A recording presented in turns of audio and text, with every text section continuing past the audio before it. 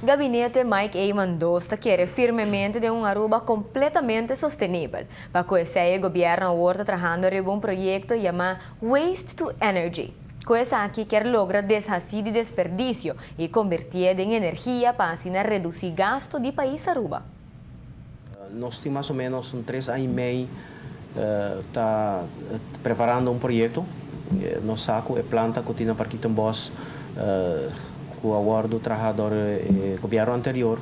Não há um resultado que me será duna, consequentemente me será acordo será.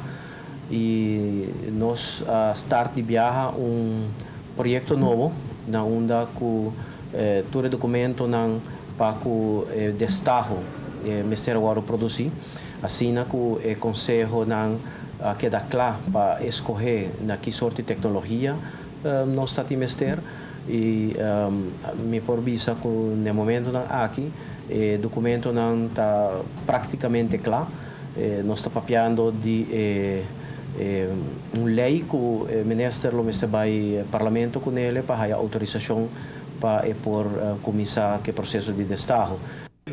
O projeto aqui está que convertir sociedade para gás e de um futuro não muito leu com a tecnologia não necessária.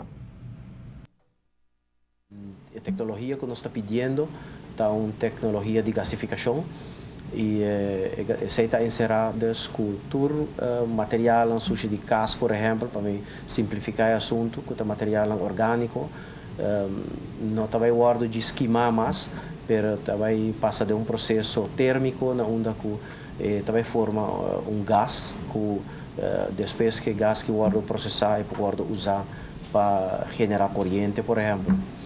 E essa é a tecnologia que nós está buscando agora aqui. Vai complementar também, naturalmente,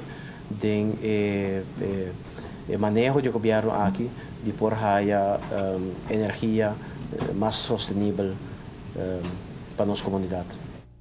Está calculado que para aqui 3 anos o projeto lo porta claro. Basado na calculação, o projeto aqui tem um custo de alrededor de 90 para 100 milhões de florins e lo cana para o projeto ng PPP, maneira Green Corridor e Wativos Boulevard.